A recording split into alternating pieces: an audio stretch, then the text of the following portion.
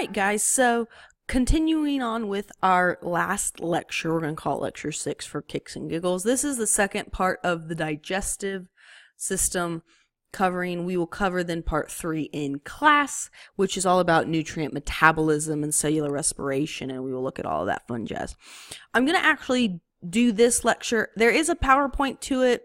It's not going to really do it justice for what our concern is per se. If you want to look at it, and we might look at it a little bit at the end of this lecture, but I'm actually just going to take your digestive guided notes and I'm actually going to help you fill them in for yourself so we can, know everything on the same page. Your book, the point of your book that actually talks about all of this is literally, it's in chapter 24.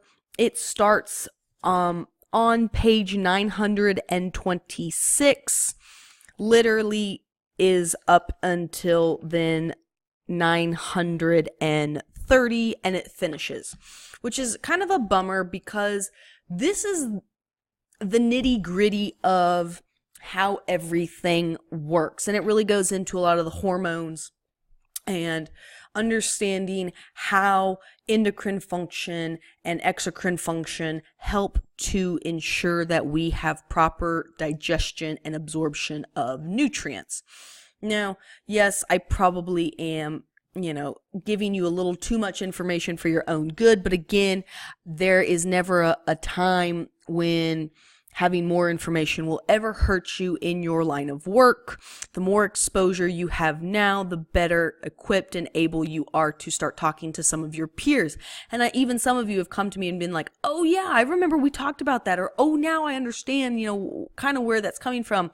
And again, information is power. So let's start off. We are first going to look at our digestive enzymes, right? We have our salivary glands. The enzyme within our salivary glands is amylase, and we have lipase, right? Amylase, we talked about that in particular the parotid gland of the salivary glands. Amylase is our carb digestion protein, it's an enzyme, but all enzymes are proteins. Lipase is a fat enzyme. It breaks down fats. So again, our target then is starch. I don't know why this is doing this. Funny. And triglycerides. All right. So that should be a bit of a big help in life. We'll just shift that over there so it kind of looks a little bit prettier in life. In your stomach, right? You have a few enzymes. You have your first one, pepsin. Remember that is it's from the precursor pepsinogen, and the reason we were able to get pepsinogen converted over into pepsin was because of the high acidity in your stomach. Pepsin, its main target then is protein. All right. You also have lipases in your stomach and colipases. Colipase is almost identical in the nature of pepsinogen. It is a precursor to actual lipase. Excuse me, I'm going to take out colipases. You do not have that in your stomach. I don't know what I was thinking about. I'm looking here at a few notes. But you do have lipases. You don't have colipases. These are, again, triglycerides, and they need that high acidity of stomach to be active. The last one I want to talk about quickly is this cool thing called renin. And you might have thought, well, I thought she said renin was in this RAS system that I briefly remember from the acid-base conversation. This is a different type of renin. So we have two different renins in our body. We have a renin with 2 ends and we have a renin with 1 end. This is a renin with 2 ends. This is only found in infants. All right. This is a milk protein. All right. And it helps us to break down those milk proteins. So, it's a milk enzyme and it allows us to break down milk proteins. So you can understand then why it is only found in infants, being that the main nutrient source of infants is mom's milk. All right. Now, if you were a formula baby, you might not have ever produced any renin, or your renin kind of shut down after a while. And again, remember, renin is because it's an enzyme, and an enzyme is a protein, there's a specific gene in your body that produces renin. And of course, we know that we can turn on and off genes by gene mechanisms and control whether we want to acetylate it, or if we tighten it up and we turn them off, maybe via some form of another. I won't get into the specifics of it right now. But if you stop producing a certain gene, and maybe you're introduced to it again, your body won't know how to react to it. So this is typically, I know we've gotten in conversations with this, and we'll get into this too with our lab for the digestive system.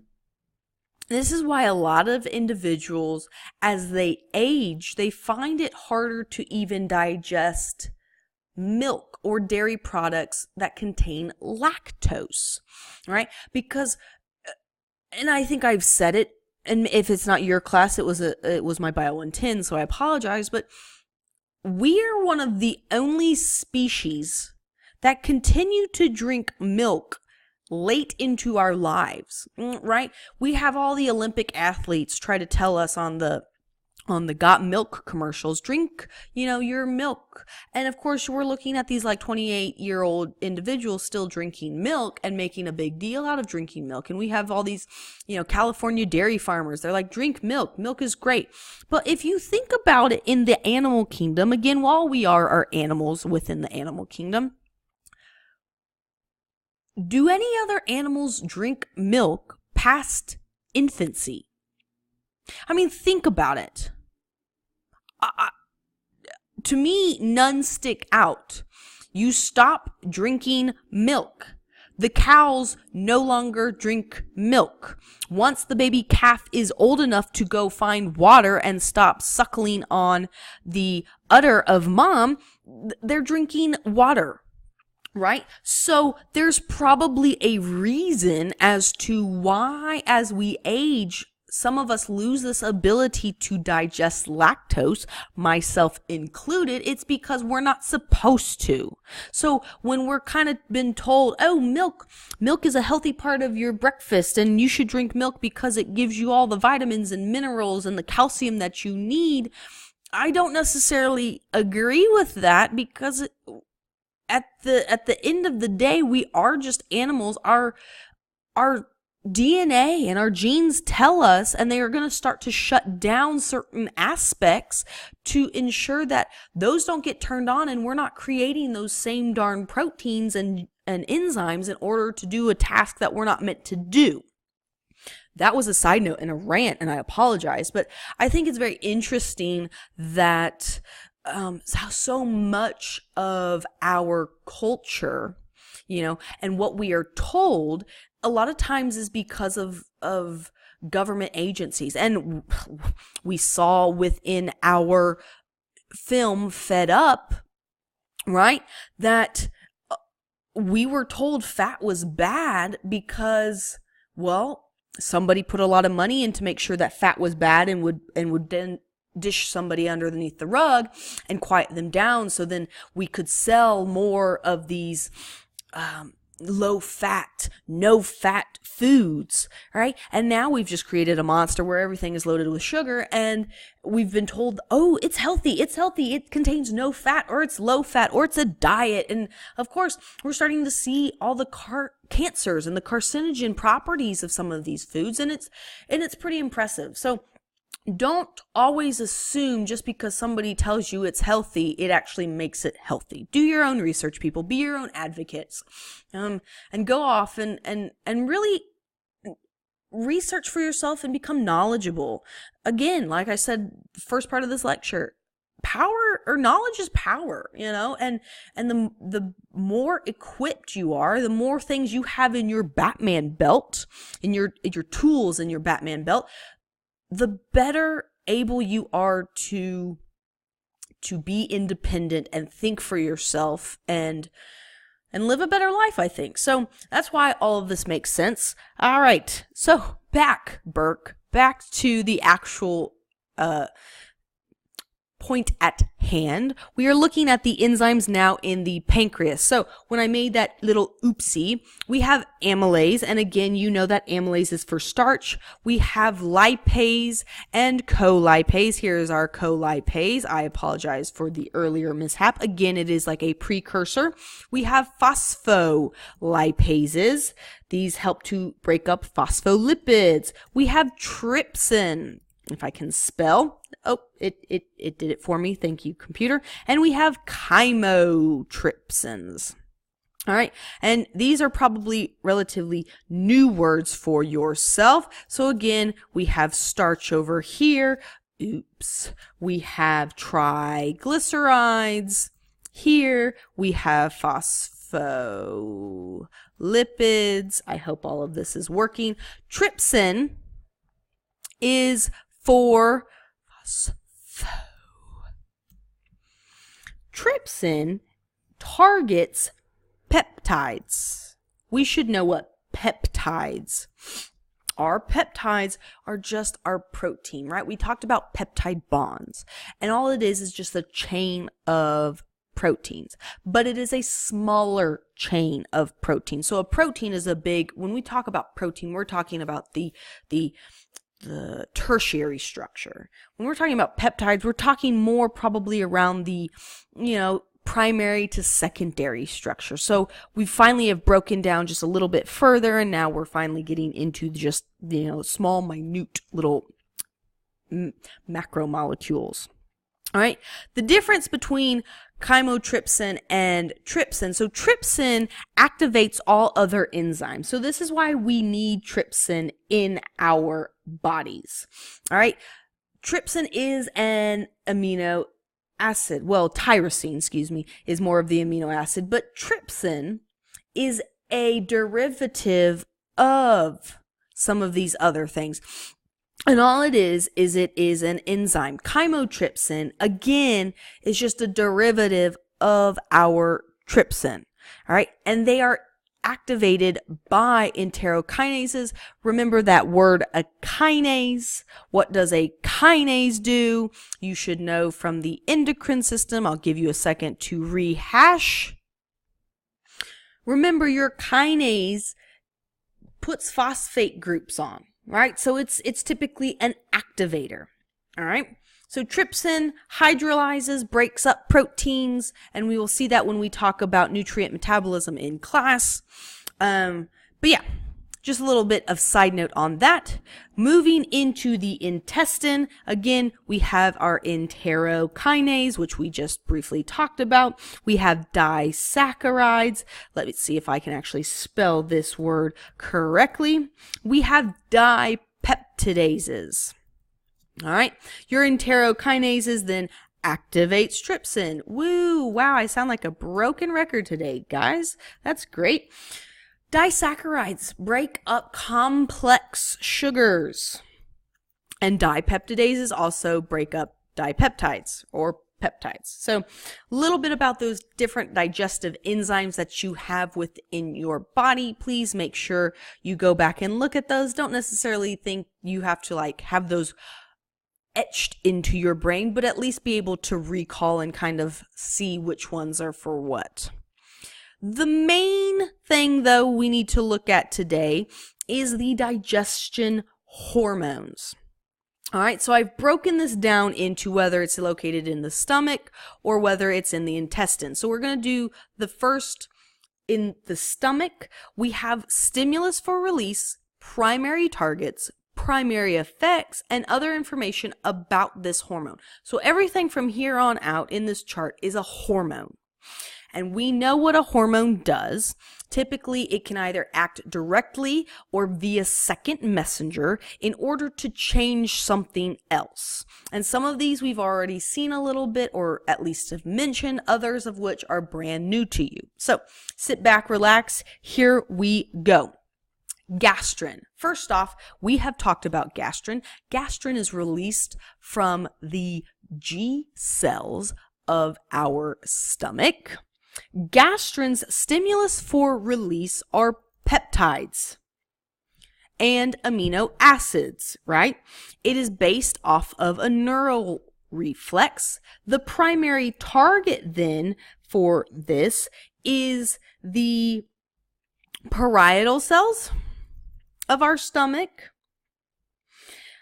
And these are released, remember, from the G cells. So just so you have context yet again, the primary effect of gastrin is to stimulate gastric acid secretion and mucosal growth. All right. Now, you might think, well, wait, you said the mucus, the mucins came from the goblet cells of our stomach. And yes, I did. And those are typically, we're just going to say it's kind of both. You can't necessarily stimulate your parietal cells without also stimulating maybe your goblet cells. So we'll throw that in there. We'll just put a little asterisk. It also then stimulates your goblet cells. Right there. All right. And then lastly, some other information. Gastrin is inhibited by somatostatin. All right. And we will talk about somatostatin next, which lends in very nicely. But this has to do a lot with then the acid in the stomach. So let's talk about that. Somatostatin, its stimulus for release is, again, acid in the stomach. So gastrin was stimulus for release was proteins, amino acids, peptides. Somatostatins is acid in the stomach. Its primary target are our G cells, because again, it is an inhibitor of gastrin. Gastrin is secreted from the G cells. Its primary effect is to inhibit the release of histamine. Histamine is typically released in order to increase vasodilation. Again, we see histamine is located a lot of times in products for allergies. And they're vasodilators in order to get out and to start to flush out some of those allergies. So we see it in Benadryl, Claritin, some of those kinds of effects. And then again, it also inhibits gastrin.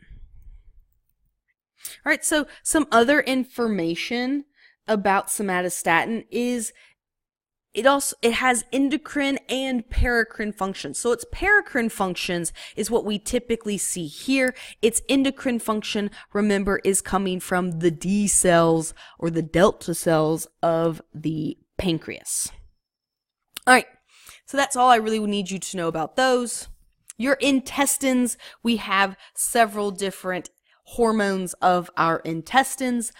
The first of which, CCK, cholecystine kinase. Don't memorize the long name. You will only hear it as CCK from here on out. Its stimulus for release is fatty acids. All right. So if you eat a very fatty lunch, full of fat, likely you have a lot of CCK being released. CCK's primary target then is the gallbladder. We're just going to say GB, and pancreas, and stomach. I spell pancreas every single time. Very, very wrong. I apologize.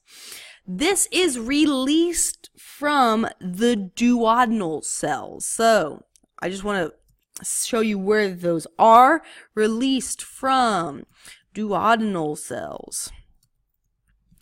So it is coming from the actual duodenum in a weird sort of way. And what this does is it stimulates the GB, the gallbladder, to contract. And anytime we get the GB to contract, what are we secreting? What is the gallbladder holding? What is it storing? Well, it's storing bile, right? So we need the gallbladder to contract in order to secrete bile. And it stimulates pancreatic enzyme secretion.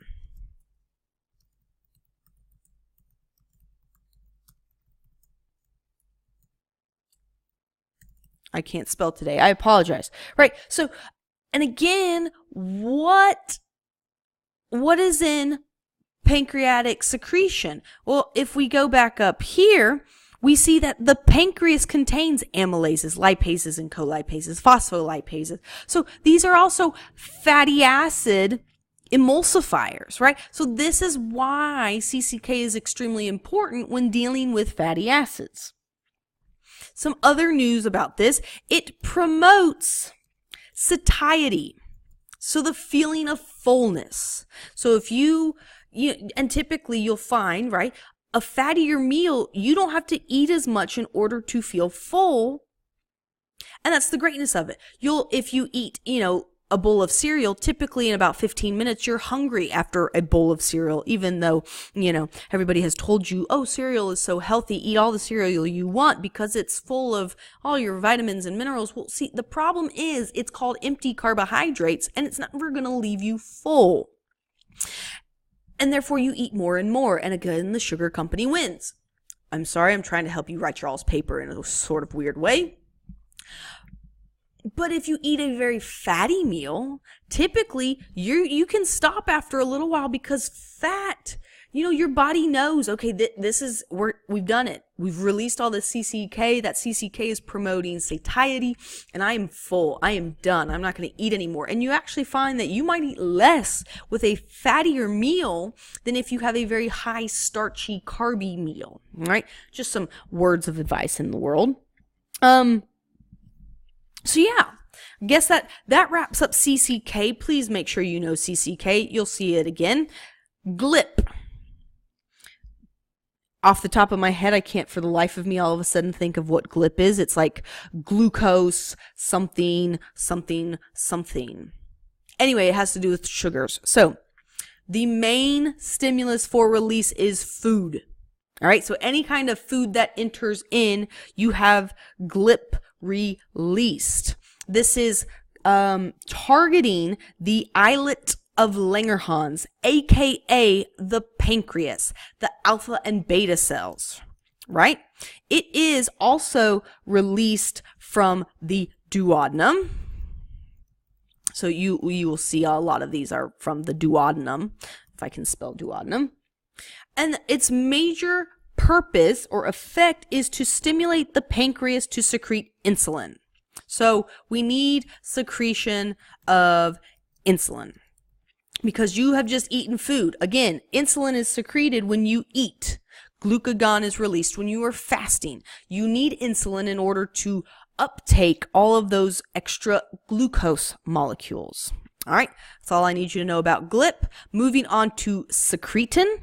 Secretin is released in the form of, it's not released in the form of, it is released because of acid in the small intestine, SI. Excuse me. So when we have too much acid in our small intestine, it will stimulate, or it affects and causes the pancreas and the stomach. Then the pancreas, we hope to get extra bicarbonate secretion from. In the stomach, we're going to inhibit gastric emptying, right? So that's the whole purpose of secretin. So its primary effect is, again, the pancreas and the stomach, right? It is released again from the duodenum. Don't get too fed up with that. It causes bicarb secretion. So we have bicarb secretion, bicarbonate, if you will, secretion. And we also have this big one down here. We inhibit gastric emptying. We do not want too much acidity in our small intestine.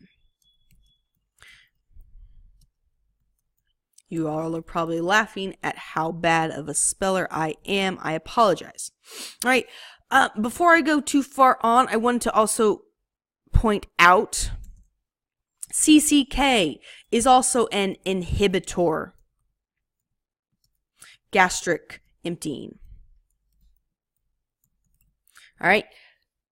CCK inhibits gastric emptying because if there's too much fatty acids still undigested, you are not going past the stomach and you're not really going to go much into the duodenum. All right. So CCK was our big inhibitor of gastric emptying. We also have secretin, which inhibits gastric emptying. Our final one we will get to in just a second. But first, we must talk about motilin. Motilin's stimulus for release is fasting, right? And so this is released about every 1.5 to 2 hours that you are fasting. So it targets gastric and intestinal, if I can spell all of this properly, smooth muscle. And it causes, right, that migrating motor complex to occur. So we continue to move. So when all of a sudden you hear your stomach or you feel your intestines starting to like gurgle, gurgle, gurgle, or whatever it might be, churn up a little bit, that's because of motilin. Motilin is causing all of these migrating motor complexes to move because there's nothing to move. So it's having to move nothing, and it's trying to remind you, hey, you haven't eaten in a while. I am fully digested everything. I am cleared out as a button. I would like some more, please. All right. And that is the whole purpose of motilin. Of course, it's then inhibited by eating, right? That should make sense. If it is released because of fasting, it's inhibited because of food. Last but not least, you get GIP. GIP is not the same as GLP. GLP is released because of all food. GIP is pretty much, again, food, primarily in the form, though, of glucose, fatty acids, and amino acids, AA, in the SI. But we actually then also are secreting, or we are having an effect, on the beta cells of the pancreas. We also then get stimulation of insulin release.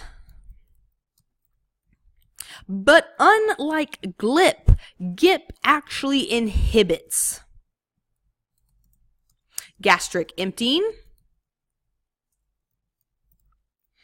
and acid secretion. So if you have not digested all of your food particles or whatever it may be, they're not fully broken down. I spelled pancreas wrong again.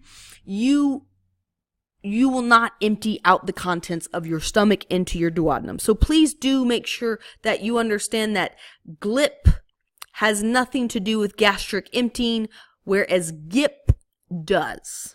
All right. And then GIP also helps to promote satiety, just like CCK. So they kind of go hand in hand. All right.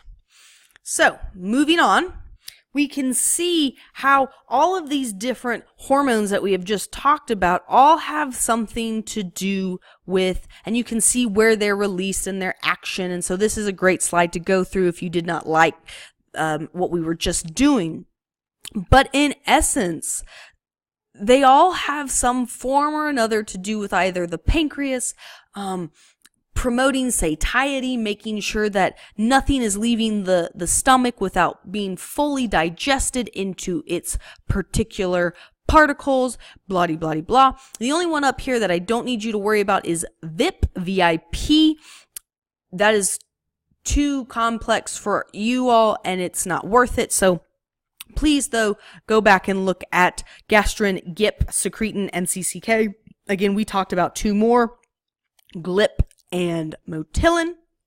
That's just for your own benefit. Quickly, let us talk about how we actually then absorb our nutrients. So this part of the lecture, the first part of the lecture, and then our last lecture we listened to, or we talked about, was all about digestion. Now we need to understand how everything gets then absorbed. How do we actually get those carbohydrates once fully digested? How do they get then back in to our bloodstream so then that we can utilize them? Well, I'm so glad you asked. It is a two-step process, right? We have to break up these carbohydrates into their simplest forms, typically in the form of a monomer, whether that is maltose or fructose or glucose, right?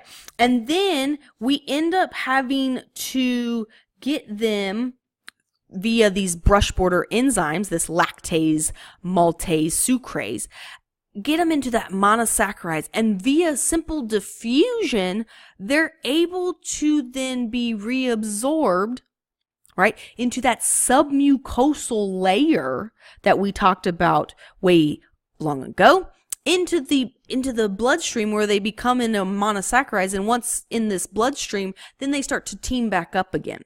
Right? And we will see this in our lab. We'll be looking at lactose, and lactose is broken down into two monomers. Can anyone guess what those are? I don't even remember what I just asked you, but the whole purpose is that, you know, we have some of these simple and these complex sugars. So again, your most basic sugar is glucose, and you have fructose. Fructose is found in fruit. It's a fruit sugar. And then we have galactose. And then when you team up these glucoses with galactoses, or you team up galactoses with galactoses, or fructoses with glucoses, you make different disaccharides. So lactose is the formation typically of a galactose and a glucose. Two galactoses typically then make up a maltose. And a fructose and a glucose will make up, you know, most of your other kinds of sugar. It's again your fruit sugars. You never really see glucose team up much with fructose. They don't really typically like each other because, again, fructose is a 5-ring sugar, whereas glucose and galactose are a 6-ring sugar. And that makes a big difference. And that's what we're going to talk about right here quickly. You have two types of transporters for sugars on this brush border side. So that's where it says facilitated diffusion and co-transport. So our first co-transporter that we have is called the SGLT1 transporter. And this transporter moves glucose and galactose with the help of sodium, right? So it is a co-transporter using sodium to enter into. All right. It needs then a sodium-potassium pump, therefore making it secondary active transport. You need energy to absorb glucose and galactose. So this then herein lies where some people will shy away from fruit sugars because it does not use that same transporter. Fructose uses the transporter GLUT2 or GLUT2, which is it moves via facilitated diffusion. Therefore, no energy is required to absorb any kind of fruit sugar. This is why research will always tell you, limit your fruit sugars, because you could gain weight, because there's no energy required in order to absorb it. And while there's pretty good evidence to show it, the problem also lies, though, that most fruits contain leptin, right? And contain certain proteins or hormones that actually cause you to feel full. Right? So this is why, you should eat the skin of the apple, because it contains certain hormone abilities, and it helps to make certain hormone abilities to tell you, okay, I'm full now. So while yes, you could say, well, I think that the chocolate might actually make, because it contains more glucose and galactose in it, and therefore requires energy, I'll grab a piece of chocolate, and therefore I'll use energy in order to absorb it, and so it won't really cost me as many calories. I still would say the apple would be a better choice, because in the long run, the apple probably has more nutrients for you. Even though it may play with a different transporter, it's probably overall better for your health. So just know those two different transporter. Again, SGLT1, it transports galactose and glucose via not via facilitated diffusion, via secondary active transport using a sodium-potassium pump, whereas the GLUT2 transporter moves fructose just via facilitated diffusion, just simply from a high concentrated to a low concentration. It does not need energy, and therefore not as much insulin is released and could allow you to gain weight, because there's no energy required. Don't get overly complex with that, but please do know those two transporters. Moving on, we then have lipid digestion, right? So we talked a little bit about emulsifying lipids via bile salts and your pancreatic lipases, and then it gets it down into its monoglycerides, whether those are in the form of fatty acids or micelles. Micelles is just a conglomerate of fats in a very small form. So we have three processes in order to break down our fatty acids. We have emulsification, which we talked about, enzymatic digestion, that's with the pancreatic lipase, and then we end up reconstituting triglycerides and chylomicrons, right? Don't worry about that. That was just, I'm throwing that in there for your all's own benefit.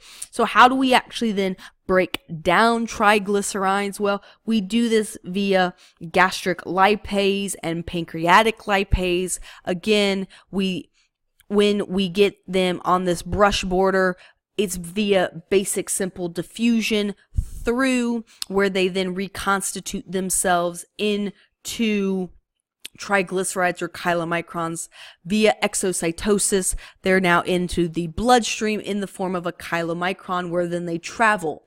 This then gets us into talking about HDL and LDL cholesterol, right? You've always been told HDL is your good cholesterol, LDL is your bad cholesterol, and you might not understand necessarily why each term gets its own name. Well, an HDL cholesterol is what we call a high density lipoprotein, meaning there is a lot more protein associated with it than there is fat, whereas an LDL cholesterol has a lot more fat than it does protein, and therefore the LDL cholesterol is typically what we find then clogging up our arteries. I would beg to say, though, you really don't want too much of either. So the whole new fad out about 2-3 years ago was we need to be taking as much fish oil as possible. The more fish oils you had, which would increase your HDL, the better off you were.